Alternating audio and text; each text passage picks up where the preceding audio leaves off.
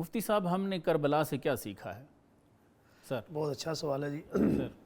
ایک تو سب سے پہلے جو میں عرض کروں گا وہ یہ ہے، یعنی میری گفتگو سے پہلے جو بات میں پیشگی عرض کر دوں جی کہ حضرت امام حسین عالی مقام رضی اللہ تعالیٰ عنہ کی شہادت کا یہ سانحہ جو امت کے لیے سانحہ ہے، ٹھیک ایسے ہی ہے. اس کو یاد کرنا اور اس میں چاہے دل سے یا چاہے آنکھوں سے غم منانا، یہ بہت بڑا اجر و ثواب ہے. صحیح.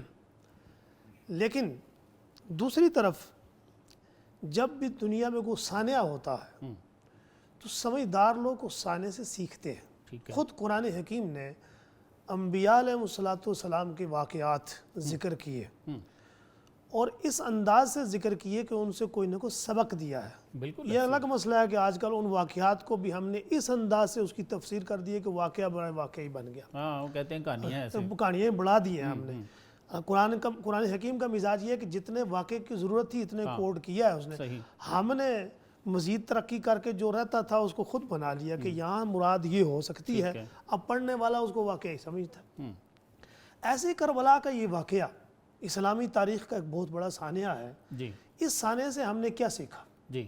سانحہ اس اعتبار سے ہے کہ نواسہ رسول صلی اللہ علیہ وسلم کی شہادت اس سے بڑا سانحہ کوئی نہیں ہو سکتا. ٹھیک ہے. کہ مسلمانوں نے اپنے اس دور خلافت میں نبی اکرم صلی اللہ علیہ وسلم کی جو ہے وہ نواسے کی حفاظت سے قاصر رہ گئے، حفاظت نہیں ہو سکی. اور ایک ایسا سانحہ کہ جس کے آج تک مختلف قسم کے مسائل اس کی بنیاد پر موجود ہیں. اب سیکھنا ہم نے کیا ہے، یہ اس کربلا سے ہمیں کیا ملتا ہے؟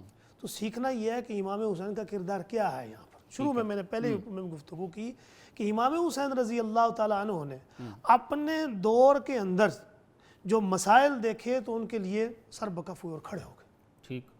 اور یہاں تک کہ اس میں آپ نے اپنی جان کا نذرانہ پیش کیا. صحیح. اب یہی سنت آپ کے بعد ہمیں نظر آتی ہے اہل علم اور بالخصوص صوفیاء کے اندر. جی. کیونکہ پرانے زمانے میں ہمارا جو دور پچھلا رہا ہے اس میں ایسا نہیں تھا کہ اپوزیشن ہوتی تھی. ٹھیک ہے. یہی صوفیاء اپوزیشن کا کردار ادا کرتے تھے. صحیح. اور صوفیاء کے گھرانہ جتنا بھی اس کا تعلق جا کے بنتا ہے امام حسین اور امام حسن رضی اللہ تعالیٰ عنہ سے اوپر.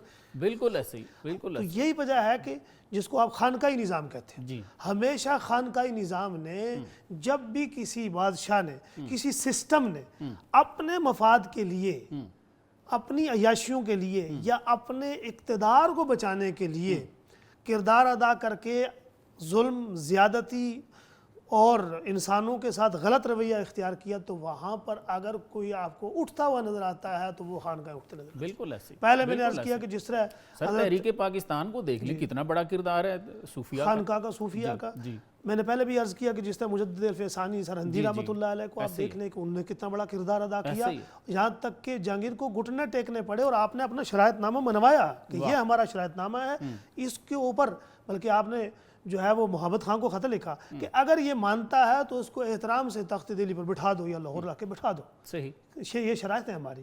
اس سے پیچھے جائیں تو شیخ عبد القادر جیلانی پیران پیر رحمۃ اللہ علیہ وہ جب بغداد میں بیٹھتے ہیں تو آپ کی تنقید اس انداز سے برستی ہے کہ گویا کہ وقت کے حکمران اپنی جان بچاتے ہیں. سر ایک چھوٹی سی بات میرے ذہن میں آ گئی ہے. امام پاک نے یزید کی بیعت اس لیے نہیں کی، جو سمجھ آتی ہے اہل علم لوگوں کو، کہ اس نے جو نظام جس کو کیری کر رہا ہے وہ جو حضرت امیر معاویہ نے وہ کام کر دیا ہے کہ وہ موروثی ایک بادشاہت وہاں سے سٹارٹ ہوتی ہے. ایسے ہی نا. تو کیا آج ہم اگر اپنے ملک کو دیکھیں تو ہم یہاں تک جو پہنچے ہیں تو اس کے پیچھے ہماری جمہوریت ہے. ایسے ہی ہے. تو کیا ہمیں بھی یہ نظام جو ہے اس کو چینج کرنے کی کوئی ضرورت ہے؟ سر دیکھیں اپنی جمہوریت کو آپ غور کریں تو آج بھی جمہوریت کہاں کھڑی ہے؟ وہ تو پوری موروثیت پہ ہے. بالکل ایسے ہی ہے. یہ اس اسی وقت کی ایک اس شکل وقت ہی ہے ایک نا۔ خاندان تھا، تو آج بھی کتنے خاندان ہیں؟ آج 2-4 خاندان ہیں، بالکل ایسے، وہی خاندان جو ہے ہمارے تقدیروں کے فیصلے کرتے ہیں۔ بالکل ایسے ہی۔ اب بڑا بہت ہی بہترین آپ نے نقطہ اٹھایا کہ آج سر۔ جو امام حسین علی مقام رضی اللہ تعالیٰ عنہ کا نام لیتے ہیں، تو ان کا کام یہ ہے صحیح۔ کہ وہ آج عوام کے ان مسئلوں کے حل کے لیے جہاں سے مسئلہ پھوٹتا ہے، جہاں سے یہ خرابیاں پیدا ہوتی ہیں، اس کی نشاندہی کریں۔ ہم اور سب کا حق ہے، سب کا حق ہے، کیونکہ اہل بیت تو سب کے ہیں۔ جی جی، جتنے ہمارے مکاتب فکر ہیں، اس سے تو کوئی بھی نہیں بھاگتا کہ ہمارا ان سے تعلق نہیں ہے، ہم سب کا حق ہے۔ بہت اچھی بات آپ نے کی، شاید وہ غلط پیغام جا رہا ہے۔ مطلب یہ ہے کہ اہل علم وہ کسی طبقے سے ہیں، بالکل ایسے، وہ چاہے جو ہے وہ اہل تشیع سے ہیں، اہل سنت سے، کسی بھی طبقے، اہل علم، عوام میں نہیں بات کر رہا، کیونکہ اہل علم کا کام ہے نا کو عوام کو رہنمائی کریں، اس کی لیڈرشپ کریں۔ جی، امام حسین رضی اللہ تعالیٰ نے لیڈرشپ کا کردار ادا کیا نا۔ بالکل تو آج جو اہل علم ہے اس میں کسی کو میں مستثنیٰ نہیں کر رہا، وہ اہل تشیع ہیں، اہل سنت ہیں۔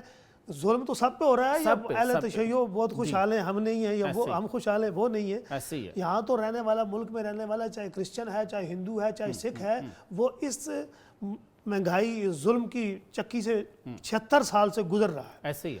اب کیا حضرت امام حسین رضی اللہ تعالیٰ عنہ کی شہادت ہو، یا آگے ربیع الاول آ رہا ہے، ربیع الاول میں نبی پاک صلی اللہ علیہ وسلم کی سیرت طیبہ ہو، کیا اس کا حق یہی ہے کہ ہم چند جو ہے علمی یا اپنی عقیدت کے تذکرے کرنے کے بعد ہم یہ سمجھیں کہ ہم نے حق ادا کر دیا؟ ایسے نہیں، آج اس پیغام کو حقیقت میں سمجھنے کا سب سے اہم دور ہے بالکل ایسے کہ ہم ایک ایسی قوم ہیں کہ جو 76 سال سے اپنوں کی غلامی میں، اور پچھلی 100 سال 1857 سے لے کر کے جو ہے 1947 دین کے لیے آپ صلی اللہ علیہ وآلہ وسلم نے اتنی مشکلات جھیلیں، اپنا وطن چھوڑا، ٹھیک ہے جی، شیب ابی طالب میں بند ہوئے، لوگوں نے ہوکے پانی بند کر دیے، جس دین کے لیے خاندان نبوت کربلا میں ذبح ہو گیا، تو وہ میسیج تو پھر ادھورا ہے نا جی، دین کے لیے کیا نا۔ کربلا میں ذبح بھی ہوتا ہے اور مدینہ بھی چھوڑتا ہے، مدینہ بھی جہاں ایک نماز کا ثواب 50,000 کا ہے۔ خود حضرت علی کرم اللہ وجہ الکریم نے مدینہ بھی چھوڑا اور مکہ بھی چھوڑا، کوفہ گئے ہیں۔ جی،